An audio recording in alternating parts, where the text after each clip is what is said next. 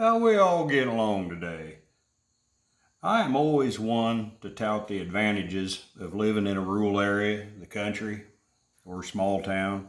Heck, I just got to watch a whole parade of turkeys come down my driveway and made me looking forward to Thanksgiving. But one disadvantage is the availability of parts, and I tell you, the current state of things has not made that any easier. So I'm in the process of working on a project of trying to convert my old D17 Allis-Chalmers over from its factory single acting cylinder to something more available. Mine's just been rebuilt so many times there ain't nothing left in them, and I don't know, I had them rebuilt and they're still leaking. So I'm gonna move off and try to incorporate some modern tie rod cylinders. Ordered me a couple. It took a bunch of research to find something because it's kind of an oddball length and oddball stroke, but I'll do that in a different video if anybody's ever interested in trying to find some cylinders for a Series 4 D17. I've got that figured out. But in the dual acting cylinder that I'm working on, I needed a vent. And I had some here in the shop, but lo and behold, they are not the correct size. And by the time I got them adapted out, they'd stick out too far and would end up getting knocked off. So I went back to the drawing board, and I had built these before for a hay mower, sickle bar mower with a hydraulic lift on it. So I got a JIC fitting with the O-ring boss on the other side. I know it's got a fancy name, but I can't remember. And the cylinder I'm working on is a damn metric thread, but I had those fittings, so I'm lucky there. So in the process of building me a vent, I took the JIC fitting, cut the nipple off of the end of it there, the flare part, cut that down smooth, put some little grooves in it.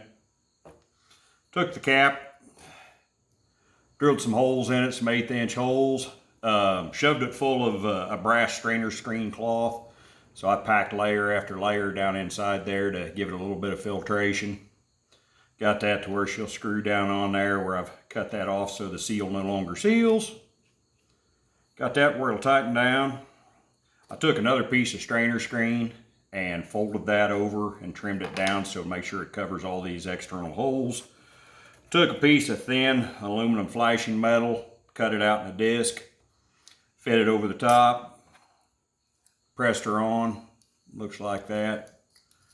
Got her to where she covers all the holes nice. That'll keep all the dust and what have you out. And I cut me a piece of PVC pipe that'll fit over that and go almost all the way down to the end. Beveled one edge of it to make it a little easier to press on. And I may or may not be able to press this on by hand. Yep, it ain't gonna go. Yeah, maybe. So, got her pressed down on there. That'll keep her from popping off. And I've cut me down a small nail that I'm gonna drive down in beside it just for extra security, lock it on good and tight. But that screwed into my cylinder. That'll keep all the rain and nasty things out, and dust and what have you. And hopefully make that cylinder last a day or two. Well, hope y'all are having a good Saturday afternoon, and hope this helps you out. Catch y'all later. Be sure to like and subscribe. Leave me a thumbs up. That makes me smile. Leave a comment if you got any questions. I'll be sure to be glad to talk to you. Y'all have a good one. Thank you.